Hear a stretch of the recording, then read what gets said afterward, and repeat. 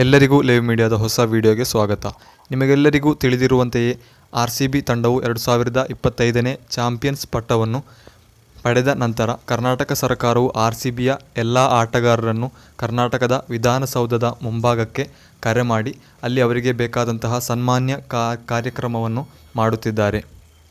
ಆ ಸಂದರ್ಭದಲ್ಲಿ ವಿಧಾನಸೌಧದ ಮುಂಭಾಗದಲ್ಲಿರುವ ಗೇಟ್ ಕಾಂಪೌಂಡ್ಗಳಿಗೆ ಅಭಿಮಾನಿಗಳು ಹತ್ತಿ ಅಲ್ಲಿ ಹುಚ್ಚಾಟವನ್ನು ತೋರಿಸುವಾಗ ಪೊಲೀಸರು ಕಂಟ್ರೋಲ್ ತಪ್ಪಿಕೊಂಡು ಲಾಠಿ ಚಾರ್ಜನ್ನು ಮಾಡಿ ಅವರನ್ನು ಚದುರಿಸಿದ್ದಾರೆ. RCB ಆಟಗಾರರನ್ನು ಸನ್ಮಾನಿಸಲು ಬೇಕಾಗಿ ಕರ್ನಾಟಕದ ಮುಖ್ಯಮಂತ್ರಿ ಸಿದ್ದರಾಮಯ್ಯ, DK ಶಿವಕುಮಾರ್ ರವರು, ರಾಜ್ಯಪಾಲರು, ಹೀಗೆ ಅನೇಕ ಪೊಲಿಟಿಕಲ್ ನೇತಾರರು, ಜಮೀರ್ ಅಹ್ಮದ್ ರವರಂತಹ ಅನೇಕ ನೇತಾರರು ಅಲ್ಲಿ ಭಾಗವಹಿಸಿದ್ದಾರೆ. ಸನ್ಮಾನ ಕಾರ್ಯಕ್ರಮದ ಎಡೆಗೆ ಮಳೆಯೂ ಅಡ್ಡಿಯಾಗಿ ಅರ್ಧದಲ್ಲೇ RCBಯ ಆಟಗಾರರೆಲ್ಲರೂ ಕೂಡ ಬಸ್ ಹತ್ತಿ ಹೋಟೆಲ್ಗೆ ಮರಳಿದ್ದಾರೆ. ಇದರ ನಂತರ ಸಂಜೆ 6 ಗಂಟೆಗೆ ಚಿನ್ನಸ್ವಾಮಿ ಕ್ರಿಕೆಟ್ ಸ್ಟೇಡಿಯಂನಲ್ಲೂ ಕೂಡ RCBಯ ಆಟಗಾರರಿಗೆ ಸನ್ಮಾನವನ್ನು ನೀಡಲಿದ್ದು RCBಯ ಫ್ಯಾನ್ಸ್ಗಳೆಲ್ಲರೂ ಕೂಡ ಚಿನ್ನಸ್ವಾಮಿ ಸ್ಟೇಡಿಯಂಗೆ ಮರಳುತ್ತಿದ್ದಾರೆ. ಇದರ ಎಡೆಯಲ್ಲಿ ಅನೇಕ ಕಹಿ ಘಟನೆಗಳು ಕೂಡ ನಡೆದಿದೆ. ಸಾವಿರಾರು ಮಂದಿ ಫ್ಯಾನ್ಸ್ ಅಲ್ಲಿ ನಿಯಂತ್ರಣವು ತಪ್ಪಿ ಹೋಗಿ ಪೊಲೀಸರಿಗೆ ಏನೂ ಮಾಡಲು ಸಾಧ್ಯವಾಗಲಿಲ್ಲ. ಇದರೆಡೆಯಲ್ಲಿ ಅನೇಕ ಜನರು ಕಾಲ್ತುಳಿತದಲ್ಲಿ ಮರಣ ಹೊಂದಿದ್ದಾರೆ. 2 ಈಗಾಗಲೇ ಮರಣ ಹೊಂದಿಯಾಗಿದೆ. ಇನ್ನೂ ಕೂಡ 17-18 ಜನರು ಅಸ್ವಸ್ಥರಾಗಿ ಆಸ್ಪತ್ರೆಗೆ ದಾಖಲಾಗಿದ್ದಾರೆ ಎಂಬ ವಿವರಗಳು ನಮಗೆ ಲಭಿಸುತ್ತಿದೆ. ಪೊಲೀಸರು ಎಷ್ಟೇ ನಿಯಂತ್ರಿಸಲು ನೋಡಿದರೂ ಕೂಡ ಹುಚ್ಚಾಟ ಆಡುತ್ತಾ RCB ಫ್ಯಾನ್ಸ್ಗಳು ಕಾಂಪೌಂಡ್ ಮೇಲೆ ಹತ್ತಿ, ಅದೇ ರೀತಿ ಹೈಕೋರ್ಟ್ ಮೇಲೆಯೂ ಕೂಡ ಹತ್ತಿದ್ದಾರೆ.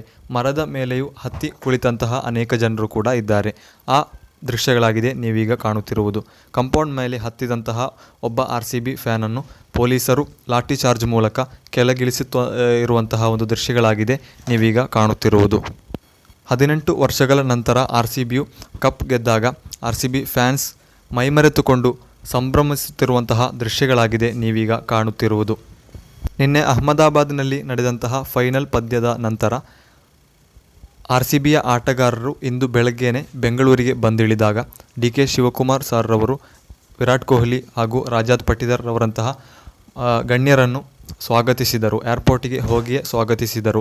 ಅದರ ನಂತರ ಅವರಿಗೆ ಹೋಟೆಲ್ ಸೌಕರ್ಯವನ್ನು, ರೂಮ್ ಸೌಕರ್ಯವನ್ನು ಮಾಡಿಕೊಟ್ಟು ಅದರ ನಂತರ ಇದೀಗ ಸಂಜೆ 5 ಗಂಟೆಗೆ ವಿಧಾನಸೌಧದ ಮುಂಭಾಗದಲ್ಲಿ ಸನ್ಮಾನ ಕಾರ್ಯಕ್ರಮಗಳನ್ನು ಅವರಿಗೆ ನೀಡಿದ್ದಾರೆ. ಅದರೆಡೆಯಲ್ಲಿ ಬಂದಂತಹ ಮಳೆಯೂ ಅಡ್ಡಿಯಾದ ಕಾರಣ ಅವರನ್ನು ನೇರವಾಗಿ ಮತ್ತೆಯೂ ಹೋಟೆಲ್ಗೆ ಕರೆದುಕೊಂಡು ಹೋಗಲಾಗಿದೆ.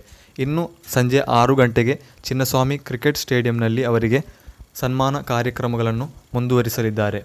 ಕ್ರಿಕೆಟ್ ಸ್ಟೇಡಿಯಂನಲ್ಲಿ ಈಗಾಗಲೇ ಜನರು ಕಿಕ್ಕಿರಿದಿದ್ದಾರೆ. ಮೊದಲು ವಿಜಯೋತ್ಸವದ ಜಾಥಾ ಮೆರವಣಿಗೆಯು ಪ್ಲ್ಯಾನ್ ಮಾಡಿದರೂ ಕೂಡ ಅದು ಟ್ರಾಫಿಕ್ ಜಾಮ್ಗೆ ಕಾರಣವಾಗಬಹುದು ಎಂಬ ಕಾರಣದಿಂದ ಅದನ್ನು ಕ್ಯಾನ್ಸಲ್ ಮಾಡಲಾಯಿತು. 2024ರಲ್ಲಿ ಭಾರತವು T20 ವರ್ಲ್ಡ್ ಕಪ್ ಗೆದ್ದಾಗ ಮುಂಬಯಿಯ ವಾಂಖೆಡೆ ಸ್ಟೇಡಿಯಂನ ಹೊರಭಾಗದಲ್ಲಿ ಮರಿಯನ್ ಡ್ರೈವ್ನ ಆ ಜಾಗದಲ್ಲಿ ನಡೆದಂತಹ ಅದೇ ರೀತಿಯ ಮೆರವಣಿಗೆಯು ಬೆಂಗಳೂರಿನಲ್ಲೂ ಏರ್ಪಡಿಸಲಾಗಿದ್ದು ಟ್ರಾಫಿಕ್ ಜಾಮ್ನ ಕಾರಣದಿಂದ ಅದನ್ನು ರದ್ದುಗೊಳಿಸಲಾಯಿತು. RCBಯ ಆಟಗಾರರ ತಲೆಗೊಂದು ಟೋಪಿ ಹಾಗೂ ಹಾರವನ್ನು ಹಾಕುತ್ತಿದ್ದ ಸಂದರ್ಭದಲ್ಲೇ ಮಳೆಯು ಅಡ್ಡಿಯಾದ ಕಾರಣ ಅವರನ್ನು ಬೇಗನೆ ಬಸ್ಗೆ ಮರಳಿಸಿದರು. ಮರಳಿಸುವ ಸಂದರ್ಭದಲ್ಲಿ ನೂಕುನುಗ್ಗಲನ್ನು ಉಂಟು ಮಾಡಿದಂತಹ RCB ಫ್ಯಾನ್ಸನ್ನು ಲಾಠಿ ಚಾರ್ಜ್ ಮೂಲಕ ಪೊಲೀಸರು ಚದುರಿಸಿದರು. ಅದರೆಡೆಗೆ ಹಲವಾರು ಮಂದಿ ಗಾಯಗೊಂಡು ಇದೀಗ ಅಸ್ವಸ್ಥರಾಗಿ ಹಾಸ್ಪಿಟಲ್ಗೆ ದಾಖಲಾಗಿದ್ದಾರೆ. ವಿರಾಟ್ ಕೊಹ್ಲಿ ರವರು ವಿಮಾನದ ಮೂಲಕ RCB ಅಥವಾ ಬೆಂಗಳೂರಿಗೆ ಬಂದಿಳಿದ ಸಂದರ್ಭದಲ್ಲಿಯೇ ಕರ್ನಾಟಕದ ಬಾವುಟವನ್ನು ನೀಡಿ DK ಶಿವಕುಮಾರ್ ರವರು ವಿರಾಟ್ ಕೊಹ್ಲಿ ರವರನ್ನು ಸ್ವಾಗತಿಸಿದ್ದಾರೆ. ಅದರ ನಂತರ ಅವರು ಸ್ಟೇಜ್ಗೆ ಬಂದಾಗ ಕರ್ನಾಟಕದ ನಾಡಗೀತೆಯನ್ನು ಇಟ್ಟು ಎಲ್ಲರೂ ಕೂಡ ಎದ್ದು ನಿಂತು ನಾಡಗೀತೆಯನ್ನು ಬಹುಮಾನಿಸುತ್ತಾ ಎಲ್ಲರನ್ನೂ ಆಧರಿಸಲಾಯಿತು.